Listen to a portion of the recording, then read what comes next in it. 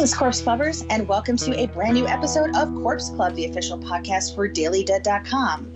My name is Heather Wixson, and today I'm so excited because it's been a few months since we've been able to do an episode of Horror BFFs, but I am rejoined by my horror BFF, Patrick Bromley, and we are digging into two very interesting movies this week. So, Patrick, hello. Hello. It's been a while. I know. It has been a while. And we were trying to figure out, because a lot of our shows last year were sort of dedicated to the remakes, the 10-year anniversary of certain remakes. And I think we realized once we hit the end of the 2010 remakes, we looked at 2011 and we were like, oh, there's Fright Night, which is great. And we can always talk about that. We were like, oh, we're going to have to do some real shows this time, Patrick. So here we are. So yeah. This is the genius that goes into planning out horror BFFs. This is the sizzle, as we like to call it, which Patrick regularly brings to the show. Regularly. Well, so it's John Carpenter's birthday month. So we thought, let's talk about John Carpenter. Yes, and admittedly, we have done an episode when Carpenter turned 70 in 2018. We sort of threw a little Corpse Club birthday party for him and things like that, and we all talked about our favorite John Carpenter movies. But I think we decided we were going to sort of go in a little bit of a different direction for this and talk about two Carpenter movies that don't nearly get the appreciation that a lot of his movies are. That a lot of his movies get. Like, everybody loves Halloween. I think even The Fog has sort of joined the consensus of really great Carpenter movies. Lord knows we don't need another episode on The Thing, because everybody loves The Thing and we all know it's awesome. Escape from New York, we know everybody, pretty much loves that one. So we both picked a movie that we kind of felt like either is sort of unfairly maligned or kind of goes under the radar. And Patrick, you picked... I picked Village of the Damned. Which I'm really glad you did. And we'll get into that a little bit more when we dig into the episode. But I'm actually really glad you picked it because I had a good time revisiting it. I just wanted to make it hard for myself, I guess. Because... Well, if you wanted to make it hard for yourself, there's a few other movies I think you could have picked. I could have gone Ghosts of Mars. Well, because when you're talking about, like, underappreciated Carpenter, that gets harder to do because... his movies... Well, I think if we'd done this... Yeah, I think 10 years ago, this would have been a very different episode. It absolutely would have been. His movies age so well and are constantly finding new audiences. And so 10 years ago, we probably would have talked about Prince of Darkness and In the Mouth of Madness. But people have kind of caught up with those now, and they're widely considered two of his great movies. And so you have to keep digging deeper to find underappreciated Carpenter. And yeah. I think we've done that. And it's funny, I think we did. And it's funny because, like, my pick was Starman, which everyone's like, well, it's an Academy-nominated movie. How is that underappreciated? But I think when you're out there and you're seeing all these conversations about John Carpenter movies, I rarely see people talking about Starman. And that bums me out because it is one of my favorites. It very much feels, as if you've seen Carpenter in concert, he's always said, this is his one love story. And it's just such a beautiful movie. And I'm like, why don't we talk about Starman more? Because it was right in the run of, like, his amazing sort of, 1978 to like 1990 run of, like, just, you could do no wrong as Carpenter. And yet everybody kind of overlooks it a lot of the times when they're talking about, like, sort of his oeuvre, or however you say it, of that decade. Like, I love Halloween. I love The Fog. I love Prince of Darkness and things like that. But, like, we just don't talk about Starman enough. Yeah, I think because we tend to think about Carpenter so much in horror terms that that movie doesn't come to mind as readily as all of his horror movies do. But you're absolutely right. It is a great movie. It's such a departure for him in a lot of ways. And then in other ways, it's not a departure for him. In other ways, it feels very much like a John Carpenter movie. It really does. Again, there's certain themes with Carpenter in terms of like, fear of authority and governments and things like that really kind of come into play. And I guess we'll just jump right into Starman, since that was the first released movie out of these two, which it came out in 1984. This is actually a movie that I did see in theaters. Because I just, my mom took me to everything. And this was a movie that she fell in love with, that we watched very regularly in my house as I was growing up. And it's funny because even as a kid, it made me cry. Like, there's just something so beautiful about this movie that, like, as a kid, I cried. Like, as a 6-year-old kid, I cried at this movie. And as a 40-something-year-old woman, I still cried. Because, like, I was like, okay, like, when I went back and rewatched, I was like, I'm fine. I'm going to do this. I'm in a good mood. I'm going to be fine. And literally, I'm like 10 minutes in, and I'm already crying.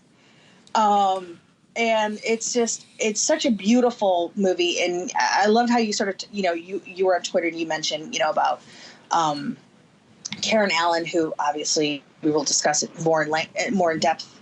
But, like, there's just, I can never not enjoy a movie with Karen Allen. It's mathematically impossible. And she is there's just a light to her that I just want to hug her. Like, every time I see her, like, I feel so, like, consumed by, like, this warmth and this glow, similar to the Starman. Nicely done. Thanks. Yeah, it's, this movie comes on the heels of Raiders of the Lost Ark, and so this is kind of the peak of her stardom, and I don't know why Hollywood kind of did Karen Allen dirty, but she was never... They really did, and I'm mad about it. She was never in as much as she should have been. Yeah, I mean, I think when I sit there and I think about, like, really, really amazing Karen Allen performances, I'm somebody who... I didn't see Raiders of the Lost Ark until, like, the last 10 years. I know. But for me, like, the movies I remember her from Animal House. Right.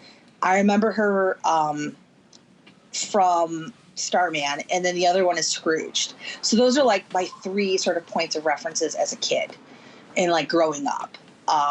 And yeah, like, you look at her resume, and I'm just like, she kind of, like, 92, 93, she showed up in quite a few things, but, like, she should have been one of the biggest actresses in the world. And yeah. I don't know why she wasn't, because she's really damn good. And frankly, she is the reasons. I mean, like, look, don't get me wrong. Jeff Bridges is absolutely fantastic in Starman, and he's definitely worthy of the Academy Award nomination, but she should have been included too. The fact that she wasn't blows my mind.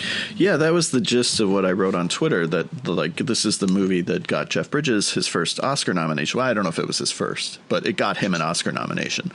And yet I think it's Karen Allen's movie. I think she is the soul of this movie. She is why it works as well as it does. As great as Jeff Bridges is in the movie, and the movie is named after him, and he's in all the marketing, and, he's kind of what grabs the attention. But for me, Karen Allen is what makes the movie work.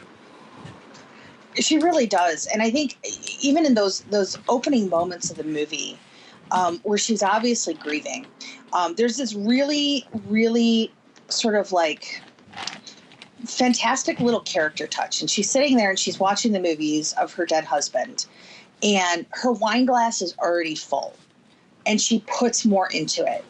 And in that moment, like, everything you need to know about this poor woman and what she's dealing with. Yeah. Because, and again, it's not like this super big moment, and yet it's just this really subtle touch, or in that little moment, like, everything about the pain that she's feeling, the grief that has just consumed her, and just, where she is at emotionally and mentally. And I think that's what makes the journey of this movie so incredible, because in a lot of ways, like, it is a movie that's about grief, but it is a movie about hope, and it's about where do you go when your life, what happens after your life falls apart. And I think, again, if you had it wouldn't be the movie it is without her as the heart of this movie. I'm glad you mentioned that bit about the wine because, again, it speaks to Carpenter's genius as a director. He's so good at establishing character through action. He could have probably made movies that were completely silent and still be just as gripping as the movies that he did make because he's not a guy who relies on dialogue and exposition to tell his stories, and that little bit with the wine is a great example of that, you know?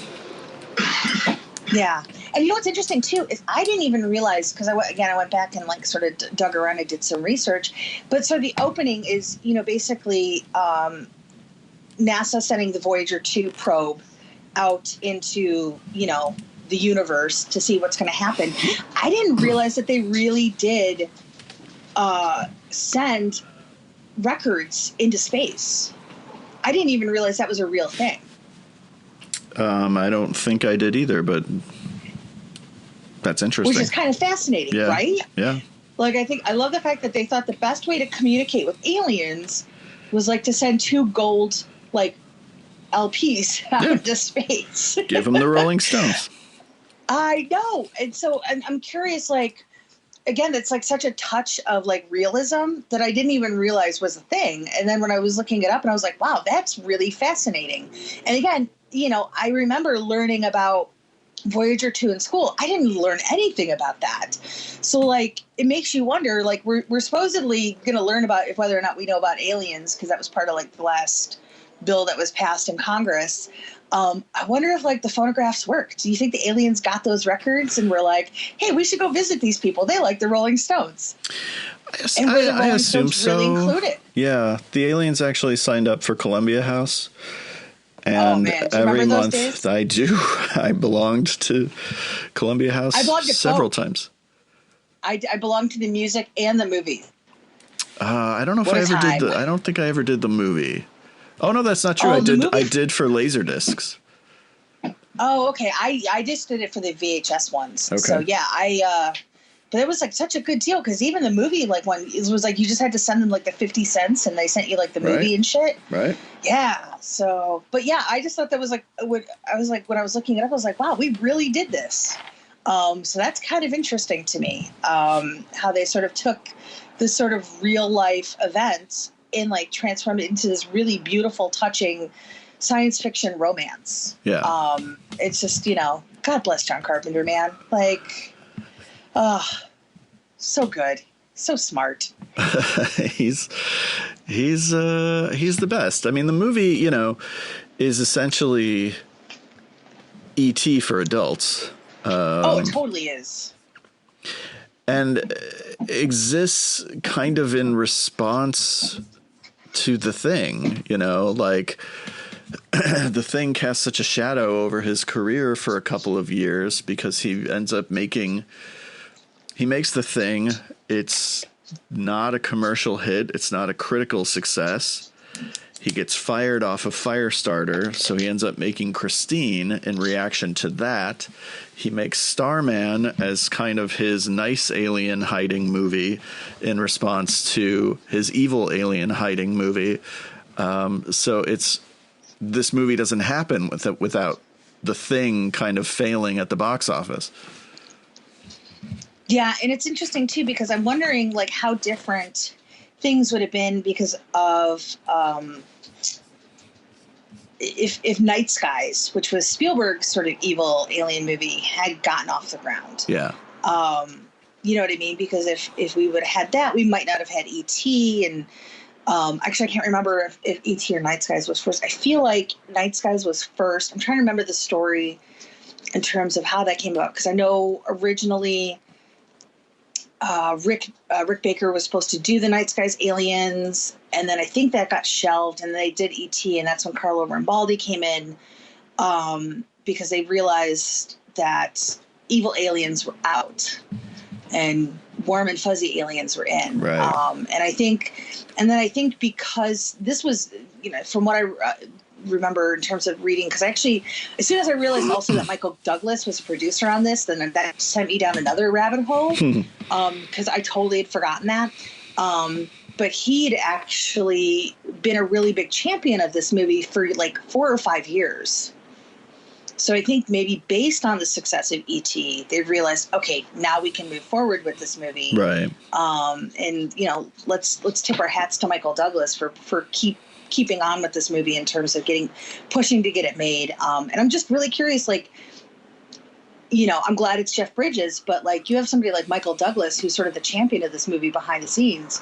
I'm curious if he ever considered wanting to play Starman. Well, he doesn't really become a movie star until this same year with Romancing the Stone. He'd been in movies. I was going to say Romancing the Stone was it, right? Yeah. He had been in movies and was really trying to, you know, he was more famous for being on Streets of San Francisco and for being a producer. It wasn't until Romancing the Stone that he really pops as a movie star. So I don't know if he had the box office cachet to take the lead in this movie. I have no idea.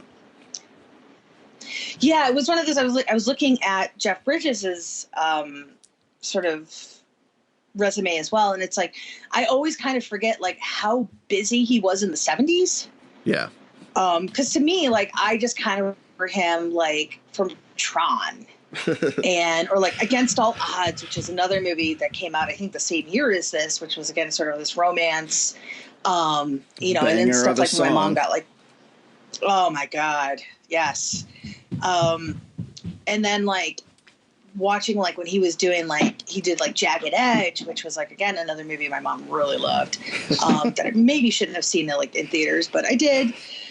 So I always thought of him as sort of like this 80s actor. But again, it's like when I was going back and looking, I was like, oh my God, he was doing so much in the 70s. So I get it. Yeah. Because he very much was well established at this point. But it's just crazy to me, like when you look at like some of the stuff that he was doing in the 70s, like how was this his first Academy Award nomination? I guess, you know what? No, it wasn't. He was actually nominated for Last Picture Show. Okay. That was why I recanted when I originally said like, oh, this might have been not his first, because I had Last Picture Show in mind. It was his first for Best Actor. Got it. Because I also just looked up Thunderbolt and Lightfoot also. Oh, was he nominated for that? Was another one for him. Wow. He was, yeah. So, and he wouldn't win until Crazy Heart, which is wild. I know. I feel like that was like the old, I guess we should have really given you this years and years ago.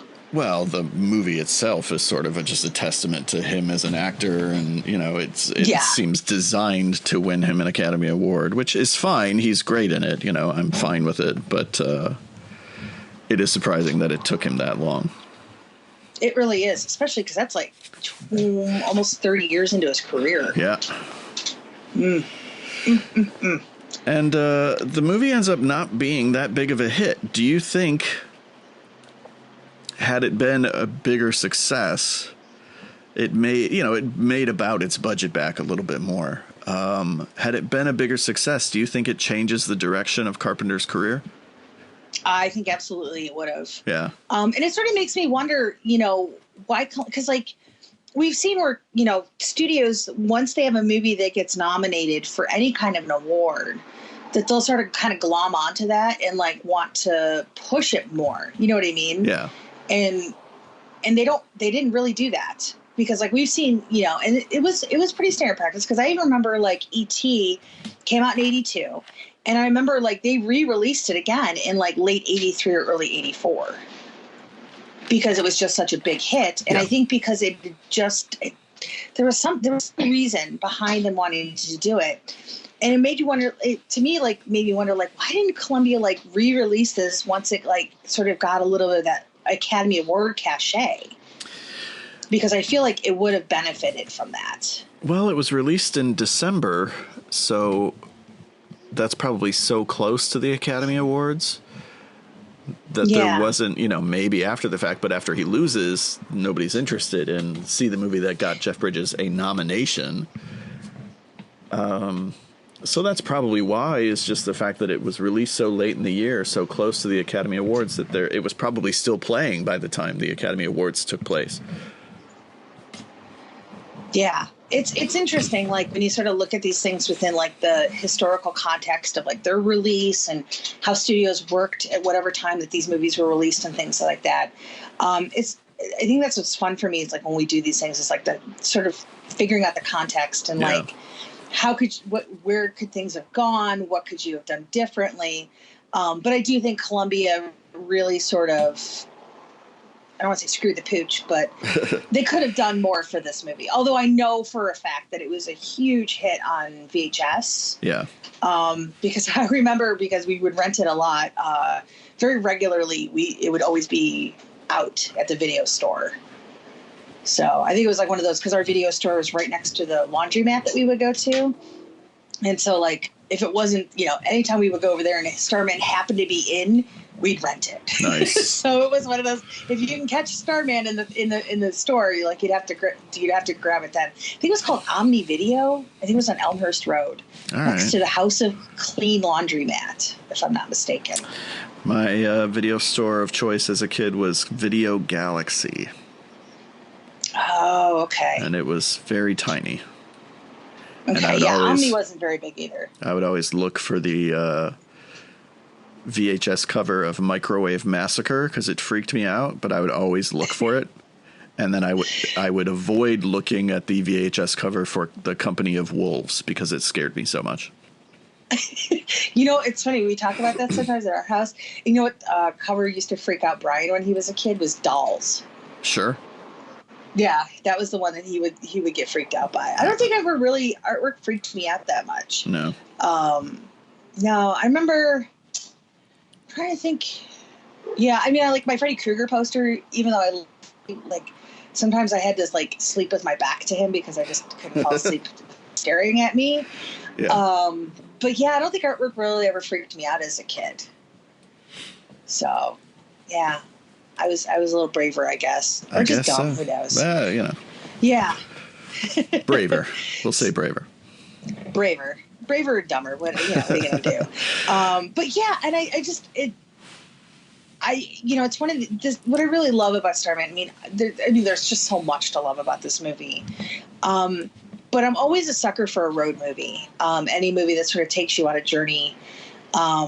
Not even just with the story, but with actual geographic locations and things like that. I'm always a huge fan of, and I really appreciate the fact that in a lot of ways this is almost like somebody's introduction to humanity. You know what I mean? You have to learn how to hold a fort, and you have to learn what bathrooms are for, and you have to sleep and things like that, and you have to learn how to kiss and stuff like that. And there's just some really, really sweet moments in this where I think for me, that's what I really appreciate about it, is that in a lot of ways, Jeff Bridges' character, he's almost like a 3-year-old who just asks you so many questions, well, why does it do this? And why this? And why this? And so he was trying to figure things out, right? And she handles it with such grace. Where I babysat and we're kids are in that moment, that stage of curiosity where everything is just, they're filled with wonder about everything. We're after the 45th question or something, you're just exhausted of having to explain things. And she's so good at it. She's just we eat dessert last, we have this first. And then I love how they just kind of embrace eating the pie first. She's yeah, why not? The alien thinks we should eat dessert first. Sure. And I like the fact that he gets sort of a hankering for apple pie, so that's kind of fun. Sort of his I think Carpenter's ode to Americana in a way. Right. Although he appreciates the cherry cobbler as well. So anyway, I think I just appreciate the fact that he has an affinity for dessert. It's such a different side to John Carpenter, because it's not just, hey, he made a movie that's not a horror movie, because it's still science fiction. It's still kind of genre adjacent. It's not just that it's a romance or a love story, as he points out, it's his only love story, but the fact that it is such a human movie, that it is so kind of warm, because Carpenter is just known for being bleak and nihilistic. So many of his movies are, he has a series of movies that he literally calls the Apocalypse Trilogy. The Thing is literally and figuratively about as cold as a movie gets. And then he can, 2 years later, swing around and do something like Starman and take this screenplay and infuse it with the humanity that he does and direct these actors the way that he does. I don't think he gets enough credit for just how unique this movie is inside of his filmography. You know, it's not, because I think we talk about Starman, we're like, oh, that's his non-horror movie, that and Memoirs of an Invisible Man, you know.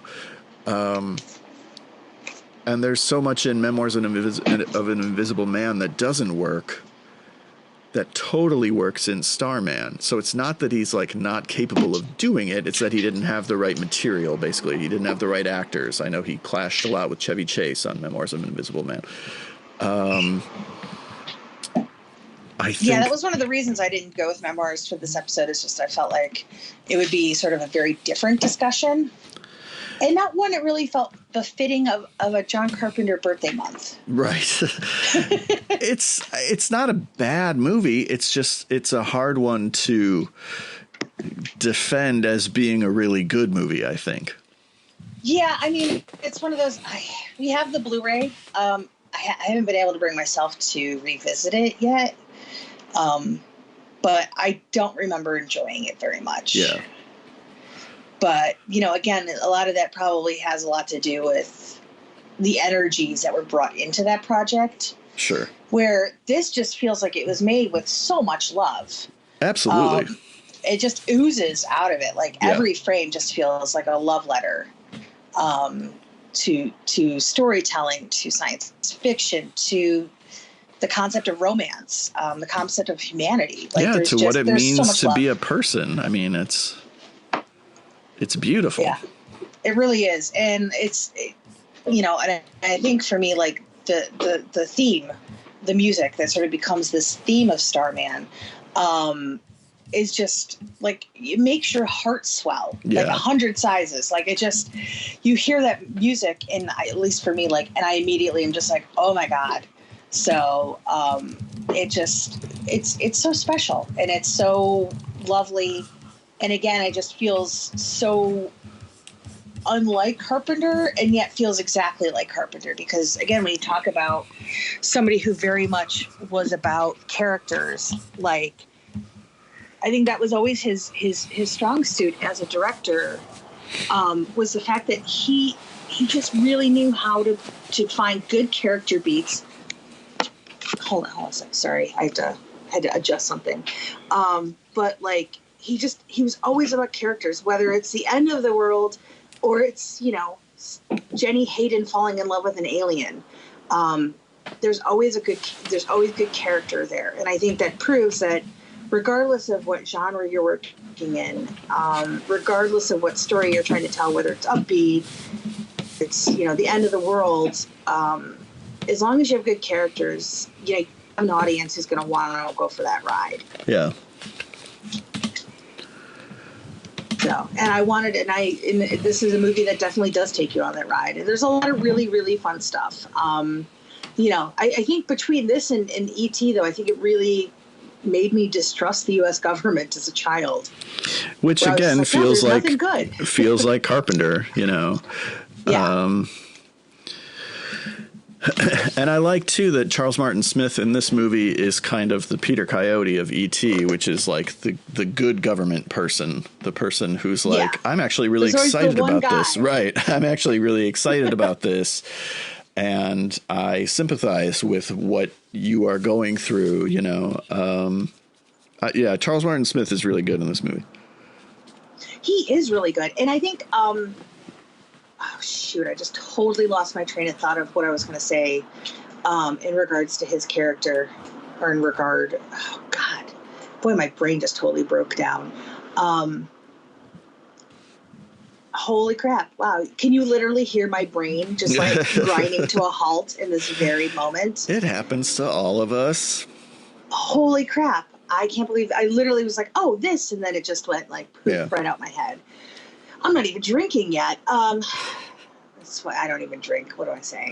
I'm not that cool. But yeah, you know, it's when you sort of talk about movies that have sort of this distrust of government. Like, I think it's very telling that, like, in the beginning of this movie, like, you know, we have our country, you know, basically reaching out to aliens. Well, aliens answer the call and come in, and instead of like embracing them, like we shoot the vehicle down, or the spaceship down. Right. Like we don't even like try to like be like, hey, you got our message. We're like, no, we must fire upon this, and you know, and then we're gonna hunt you down. Like, I don't know, like, why would you reach out to aliens and then immediately like be aggressive towards them? That's how we get to Independence Day. You know what I mean? Yeah. I mean, at least in Independence Day, like Bill Pullman was like, well, maybe we should try to communicate with them first, and the aliens were like, no, we're here to destroy your planet, and then you know, but we don't even give Jeff Bridges a chance to like be like, hey, I come in peace. We're like, no, we're coming after you rather aggressively. It is such a Carpenter touch, you know, to be so kind of to paint the government that way, and to paint any kind of authority figure in that way, which is why it is kind of special that he does include the Charles Martin Smith character and gives that facet of the movie a much more human face, and makes, okay, but there is this one guy, and he is empathetic, and he is genuinely scientifically curious, and he's one of the good ones, right? And in a traditional Carpenter movie, we wouldn't have that, but in Starman is a different beast, and so we get that touch, which is really nice. It is. And, you know, it's funny, again, when I was, you know, digging around and doing, like, my research and stuff like that, I completely forgot that he was in The Untouchables. Oh, sure. I haven't seen The Untouchables probably since the late 90s. So that it just reminded me of, like, wow, I should really watch The Untouchables. That's a good one. It is a good one. Yeah. I like it. I do too. Good movies all around. But yeah, I think it's interesting too that, you know, in a year where, you know, 84 was a pretty big year in movies. To have sort of this, you know, because Columbia was, you know, obviously is a studio. So they have money and stuff like that, but they weren't one of the big ones. You know what I mean? They weren't, you know, they weren't quite playing at the level of like Warner Brothers and Universal. Yeah. Which is why, like, we ended up with, you know, getting things like Karate Kid or Fright Night over the years. So I really like the fact that, you know, despite all sort of these big movies that were coming out in 1984, Starman was somehow able to sort of sneak in there and like get an Academy Award nomination. Yeah. Because I was looking back. Oh yeah, because Karate Kid was 84. Yeah. So maybe Columbia was just really focused on Karate Kid that year. Well, they had Ghostbusters also. Yes. This was the year of Ghostbusters. Pat Morita was also. Oh yeah. Because Pat Morita was also nominated for an Oscar for Karate Kid as well, and supporting actor. Yeah. So it's interesting that Columbia Pictures was kind of making some noise in that way. By the way, we recently spoken about a movie on our Craven podcast. I thought Neverending Story was 85. It's actually 84 as well. It is 84, so 84, wow, everything was happening in 1984. Go figure. But yeah, it's interesting, like, looking at sort of the science fiction movies of 84. Like, we have The Terminator, but we also have some of these sci-fi movies that sort of have hope to them. Which is, you know, Starman, and for me, one of my other favorites is Last Starfighter. Heck yeah. Heck yeah. Talk about good aliens. Yeah, we showed that to our kids a couple of months back, and it was a hit with my son. Did they love it? My son did. My daughter didn't quite have the attention span for it, but my son was into it because there's a whole video game angle, which I think spoke to him as well, you know. Is he starting to get into games now? Yeah. Is it okay? Is it happening? It's happening. It is happening. Yeah, it has happened. Okay. Yeah. By the way, 84 was a really good year because also one of your favorites was released that year as well. Streets of Fire. Streets of Fire. Yeah, we did. This Movie Fest did 84 one year, and it was like one of our best lineups because it was Streets of Fire, Last Starfighter, Night of the Comet, Ghostbusters, and Temple of Doom. I don't even know how you. I don't even know how you go through here and pick the movies because that was also Police Academy and Beverly Hills Cop. Yeah, the aforementioned Romancing the Stone. Holy crap! Yeah. Yes. Yeah, it was a good year. Wow, we were 84. We were really lucky. We had Amadeus also. Yeah. Wow. And then Runaway with Tom Selleck. And Gene Simmons, more importantly. Oh, yeah. Oh, my God. I forgot he was in that. And Kirstie Alley, star of our next movie. Yes. It all comes full circle. It does. Yeah. So anyway, kids these days, you have no idea what you missed out. Because 84 was probably one of the best years for modern cinema. Yeah, 82 and 84 were in terms of like genre movies especially, were killer years. Yeah. It's kind of bananas, but yeah, and Gremlins also. Jesus. Right. Gremlins and Ghostbusters came out the same day. Oh, I remember. I saw Ghostbusters first. Okay. Because I was really excited about that. And I still remember, this of course was back in the day when you didn't have like pre-assigned seats. And we got there just as it was starting because it was a library scene. And I remember there was no two seats together in the theater. Oh, wow. And so my mom literally sat me down next to strangers and then went and sat down. So I was a 6-year-old in a theater watching Ghostbusters by myself. Wow. Yes, and the rule with Ghostbusters was like she would take me to see it only if I could promise I wasn't going to get scared. Well, of course I was scared. I was 6 years old. And there's like that crazy library ghost and stuff. Yeah.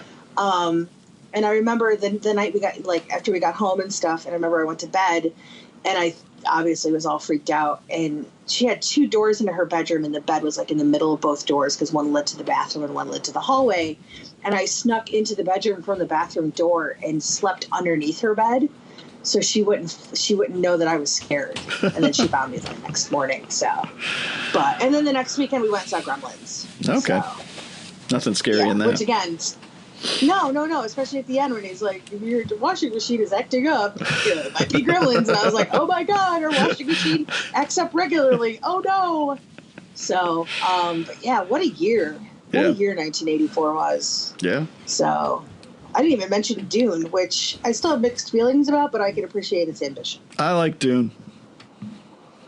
I like parts of Dune. It has a pug. Yeah. Yeah. I like it. If the new one has a pug, it'll get immediately 3 stars from me. I'm excited for the new one. Yeah, we'll see. I feel it's like it's supposed to be like a franchise movie, and I'm just like, really? Like, you know the property you're dealing with here, right? It's very... But they think it's their new Lord of the Rings, so we'll see. We will see. If they find a way to make it super commercial, it could be, because Lord of the Rings doesn't, on its face, seem to be super commercial either. And yet those movies were huge. So there's a way to do what do I know? Dune. Yeah, I don't know if this will be that version, but it's possible. I've never been able to read the book. I haven't either. I tried in high school, and I was like, nah. Yeah, I've tried, and I just was like, this is too dense. I can't get through this, but... Yeah. It's like maybe I'm dense, or maybe the writing is dense. Either way, it's not clicking. Oh, for sure, I'm too dense. Yeah, there's no question about that. Yeah. Oh, my goodness. I just remembered. So, okay, there was another movie that came out in 1984 that my mom was super obsessed with. On the same level as Starman, which I was trying to remember if this was really the name of it, which was Iceman. Iceman. I like that you called it Iceman. His last name. Hi, I'm Scott Iceman. But that was another one where you have like this being that like sort of doesn't belong in this time and space and things like that sort of has to be like dealt with. And I remember my mom used to watch that one a lot as well. So, wow, 84 was just it. Kids, you have no idea. It was the bee's knees, as they say. It was. It really, really was. And Toxic Avenger. Oh, so good. All right. We're just doing an 84 episode, I think is what we're turning this into. I'm into it. Listen, I could talk about 84 all day. Love that. But I think we have to move to the 90s soon now. Oh, all right. Let's go to 95. I guess. I mean, unless we have more on Starman. Anyways, Starman. I'm Abe Starman over here. Pleasure to meet you. I will say what's nice about this, and we'll also see this also in Village of the Damned as well, is we do get a few of Carpenter's collaborators in here. Yeah. Because of Buckflower. Of course. Just like the best name ever. And I was trying to remember. Was Ted White? No, he was in the Friday movies. That was right. Okay, yeah. Sorry. Anyway, Buckflower, amazing. And you know what? Turns out he shows up in Village of the Damned too, proving that Carpenter is very much loyal to his stable of actors. He shows up in many a Carpenter movie. And it's always a pleasure. Yeah. Always a pleasurable experience. All right, so let's move to 1995 and Village of the Damned. Again, a movie that I won't say that I love, but I do like more than I think a lot of people. And that didn't even happen because this, believe it or not, I want to say this was the first Carpenter movie I ever saw theatrically. You know what's really funny? I, in my head, always had this in my brain that it was a TV movie. It kind of feels like one. It does, because there's not very much gore or anything like that in it. Despite the presence of K&B. Yeah, which it's a very subdued K&B effect showcase, for sure. But yeah, like I literally, because I did not see this in theaters. I swear I thought it was like a made-for-TV movie. And I don't even think I saw it until probably the early 2000s. Okay. But I saw it second run with my high school girlfriend, and both of us were kind of just like, whatever. You know, that felt kind of repetitive. And I didn't think about it for a number of years and didn't revisit it until the Scream Factory Blu-ray. And then I watched it and was like, especially the first third, I was like, wait a second, this is like the undiscovered Carpenter gem.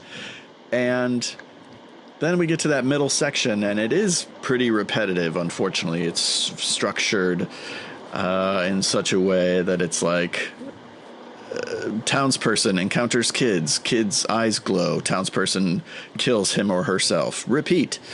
But then there's a pretty bonkers climax where it feels like one of his apocalypse movies where the entire town is going crazy and cops are shooting at each other and things get so it's pretty in the mouth of madness sort of in a way. Yeah, it goes pretty bananas in the end. And so it wins me back over by the end. I put something out on Twitter that said like, oh, here's a theory. Village of the Damned is underappreciated Carpenter. And I immediately got responses back like, no, it isn't. Carpenter went into a coma after In the Mouth of Madness, and Alan Howarth directed his next 5 movies. Oh, I saw that. Yeah, I don't agree with that. I don't either. But I actually... Oh, go ahead. Oh, I'm sorry. No, you go ahead. You're making a real point. I'm just giving it. Because I got a response, and I want to give credit. Brett Gallman responded and said he had just rewatched it, and he said, you know, if this were anybody else, we would be saying it's the high point of their career. But because Carpenter's filmography is so strong, we're comparing it to masterpieces. And it doesn't, compare. It's not on that level, but it's still really, really good. And I thought that was really interesting, that it's not a bad movie, but maybe it falls short by John Carpenter standards.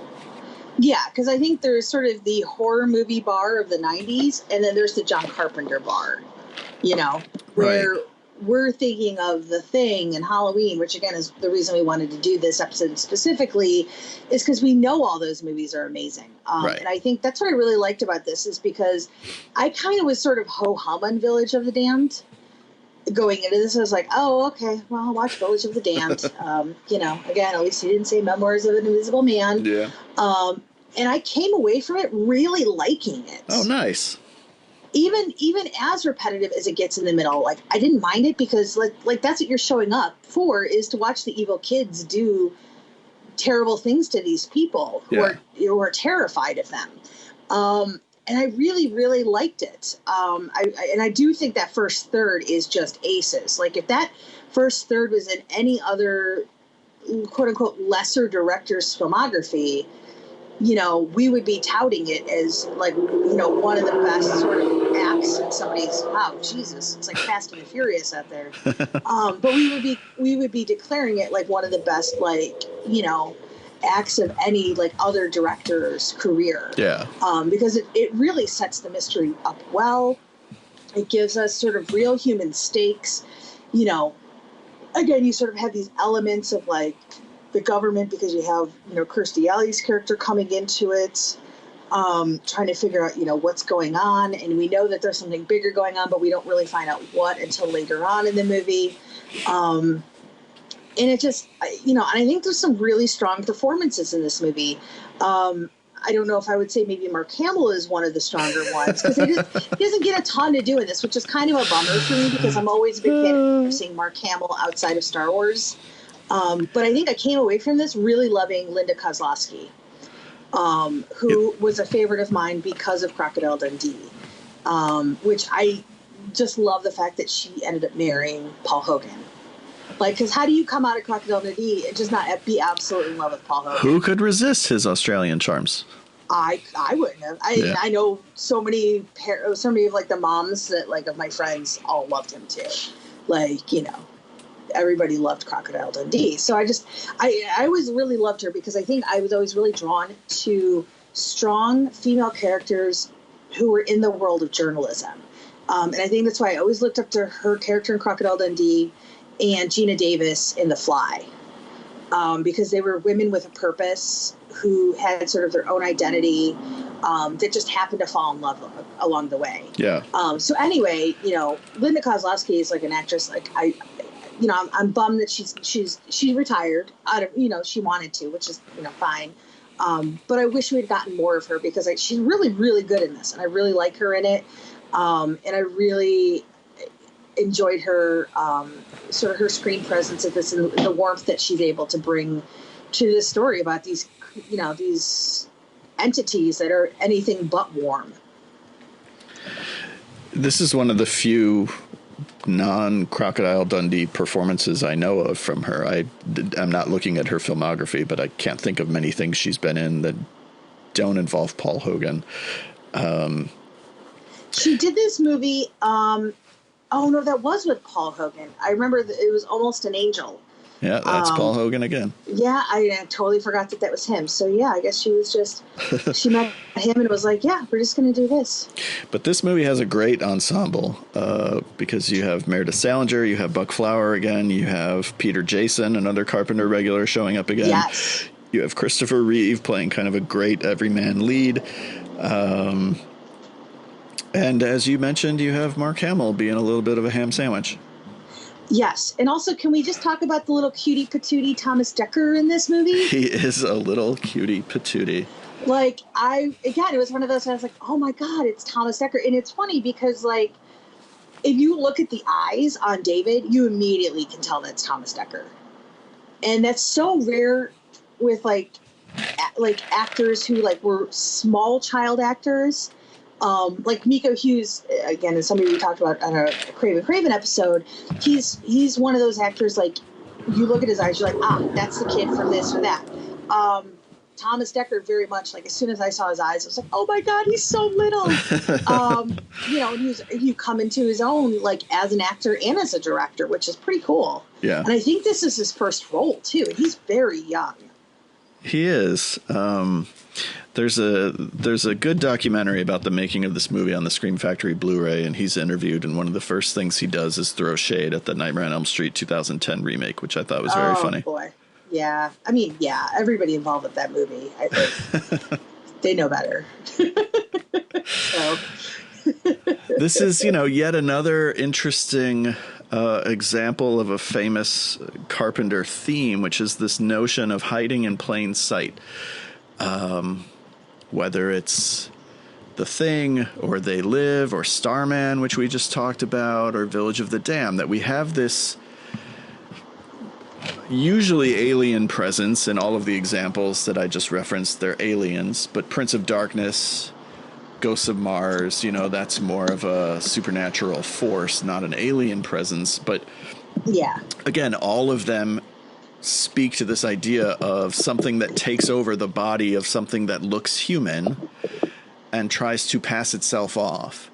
And here it's kids, and he goes real obvious with it because he's such a fan of the original film that he decided to make them, dress them sort of like they're right out of the 1960s, and he goes with the super white blonde hair again. And such a great touch. I just love how colorful the movie is and how devoid of color those kids are. That to me is just a really, really, really good touch. But I think for some people it's a mistake, because I think for some that it calls too much attention to itself as being reminiscent of the original. Do you know what I mean? That he should have differentiated it more. And in a lot of ways, he does differentiate from the original. I've only seen the original once. I liked it. I can't call myself a super fan of it because I've only seen it once. I thought it was good. I've seen the remake more. But it is so referential to the original that I think for some people it's a deal breaker. It's not for me. It's obviously not for you. Because I really think it's a cool touch. And we should mention the fact that this was a total for hire job. This was not something that Carpenter wrote. This was not something that he came to a studio with. He made this movie so that he could make Creature from the Black Lagoon, which of course then didn't happen. Went sideways. Right, yeah. Exactly. But Universal, he wanted to make Creature from the Black Lagoon. Universal said, we have Village of the Damned. If you make that, we'll give you Creature. So he makes Village of the Damned, and Creature ends up not happening. But which also is such a shame because, again, Rick Baker was supposed to be doing the effects for that. That would have been cool.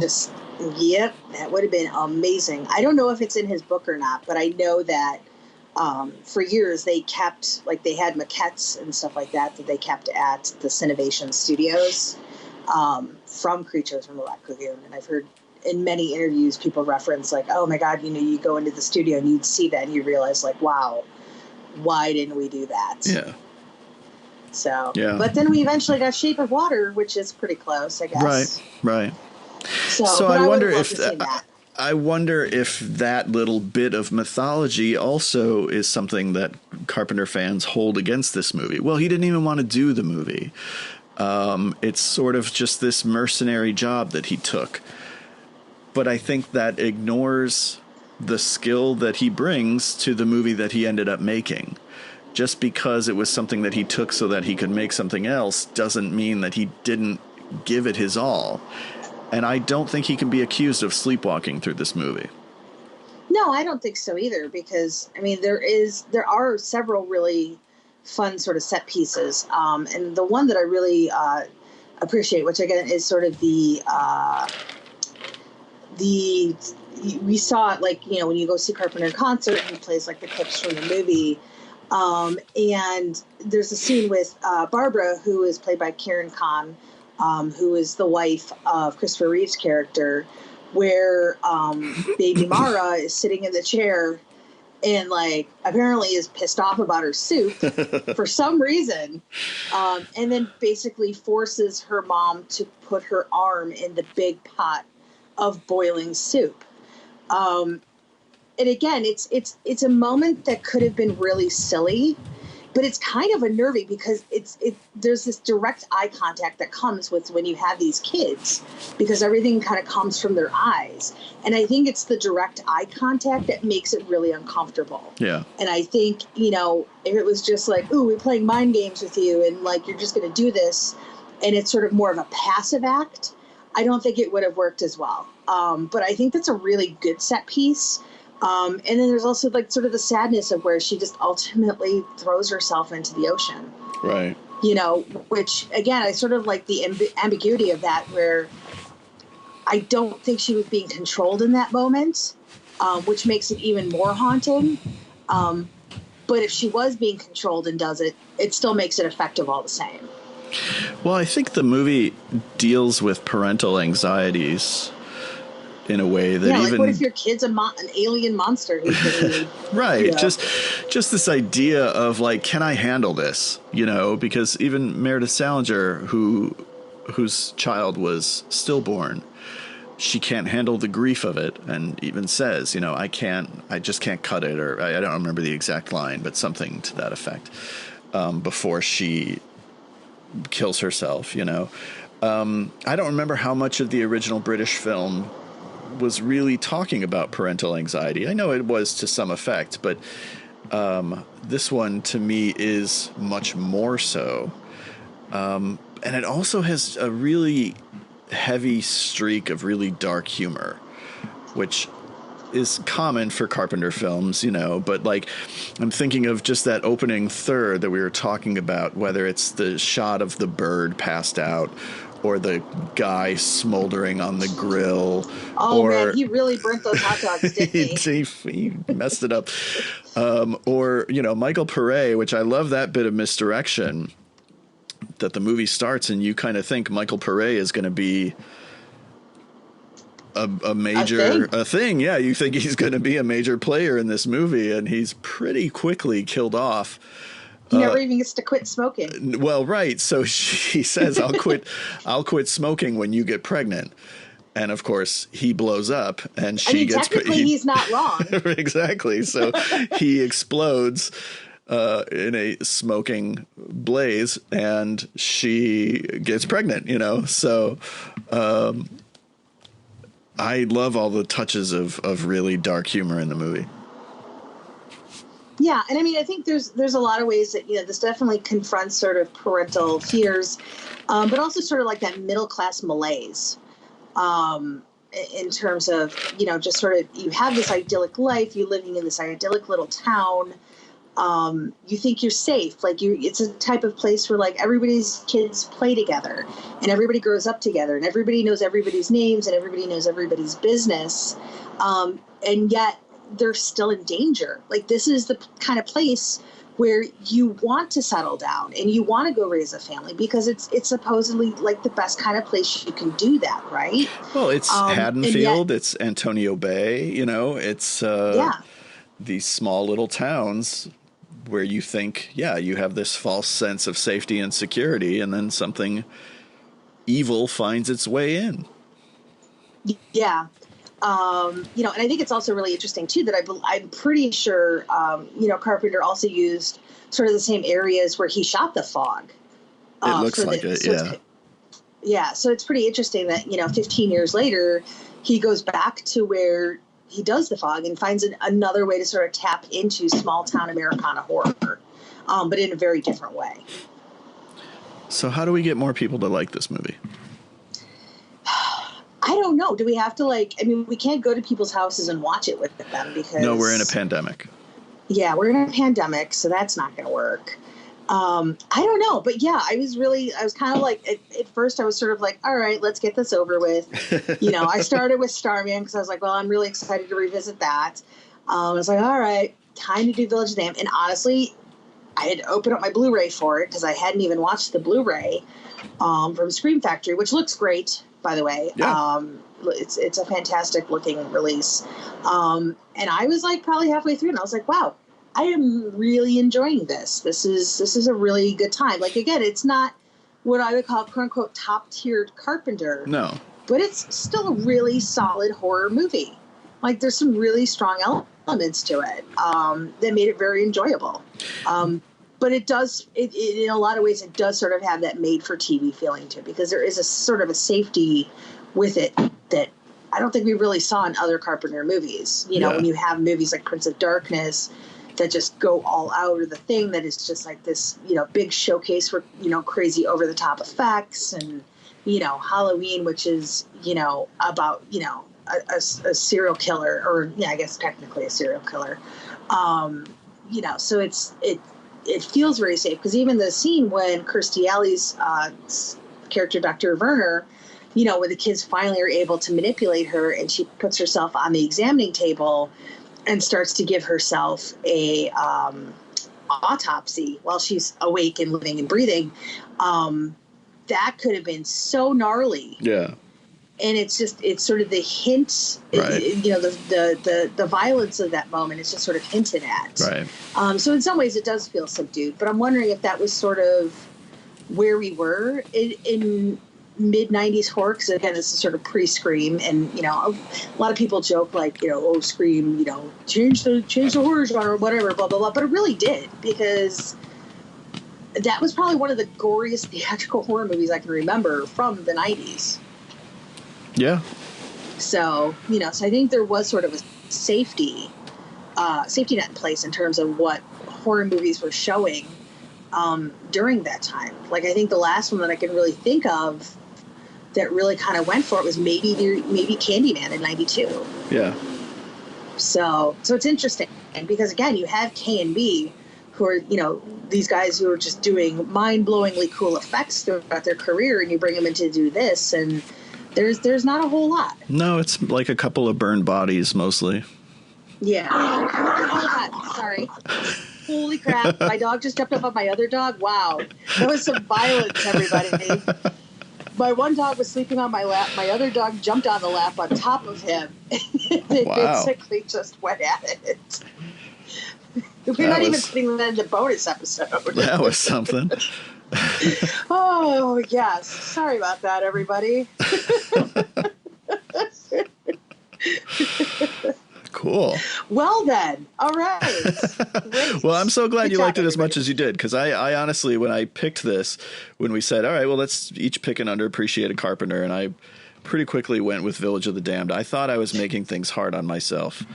Not really. No, on rewatching it, I was like, no, this is better than even I was giving it credit for, and I'm glad that you liked it as much as you did.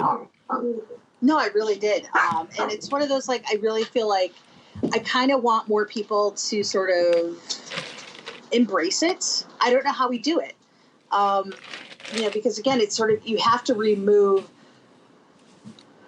Carpenter's early filmography, I think, to really appreciate it. Yeah. And it's tough, because, so many of us, like, we worship The Thing, and for good reason. We worship Escape from New York for a reason. We worship Halloween, because it changed everything, in 78. Like, so I get it. It's hard to sort of separate these things. But I think there's some really, really good stuff in this movie. I mean, again, it sort of does become a little repetitive, but I'm all for little evil children going around watching people blow up. So, that's all I really need to be invested. And he just has so much skill in terms of how he stages each of those set pieces that you can just watch it and appreciate Carpenter as a technician. Yeah. If you were to pick between your children, who would be more have more of a tendency to be like the evil child, would it be Charlie or Rosie? Rosie. I think it's Rosie too. Yeah. Because she's so freaking cute. Not that Charlie isn't cute, but she's just so cute where like you just wouldn't see it coming. I think she's more of a schemer. Her wheels are turning, huh? And this is why I will never feed her soup. Never. No soup for you. That's exactly right. No soup for Rosie. But yeah, no, it's funny because I didn't decide which of my dogs are evil. But yeah, I was like, boy, I can see if you're a parent, you're watching this, you're like, oh, okay, which one of my kids is going to try to kill me first? Mm-hmm. Let me figure that out. Mm-hmm. So anyway, so keep an eye on Rosie. I will. She's getting older now. I will.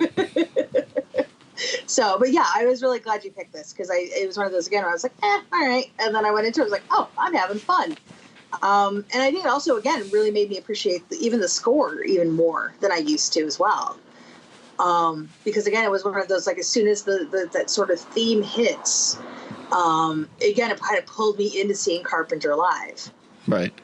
And I was like, oh, yeah. Because I remember kind of being like, oh, we're playing Village of the Damned at the concert? Okay. And now I'm like, yeah, you're playing Village of the Damned at the concert. Heck yeah. So, Yeah, I like that it's a lot of the early stuff is just kind of like gentle and acoustic. And then once the kids are born, we get into the actual Village of the Damned theme. Yeah.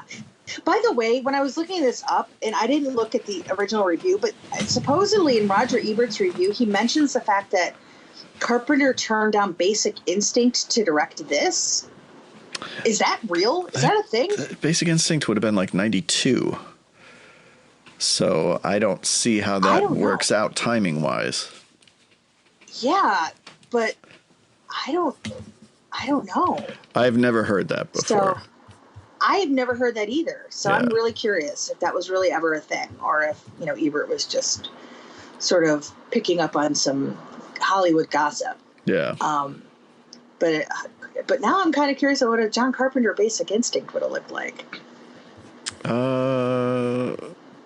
Yeah, I can't even imagine it. I know, I can't either, but now I'm curious. I know David Cronenberg almost made Basic Instinct 2, but that ended up not happening. Okay, well, that's good. That's good. Yeah. All right. All right, so is that it for us? Ending on the high note there. So, but although immediately it all ties back to Michael Douglas. It does. It when we talk about does. Basic Instinct. Right. Full circle. Yeah. This is what I get paid the big bucks for. Nicely done. Hey, once again, that's why I'm making the big bucks over here. Movers and shakers, kids. All right, well, I guess that's going to about do it for another episode of Corpse Club Horror BFFs. Indeed. Now we have to figure out what we're going to do the rest of the year. Just the Fright Night remake 11 times. Hey, I could probably dig into it at least for 2 episodes. Nope. So. Anyway, thank you all for listening. Please remember to visit dailydead.com every day and follow Daily Dead News on Twitter and follow Corpse Club on Twitter. And go to corpseclub.com to find out more about how you can become a member of the Corpse Club. And that's it for us. And make sure you come back and listen to more Horror BFFs this year. So finally you're back into the swing of things. So I'm glad to have you back, Patrick. Glad to be back, Jesus. Horror BFF. Wow, it has been really noisy over here at my end. You got dogs, you got cars. It's craziness. Mass hysteria. Anyway, until next time, everybody, stay scary.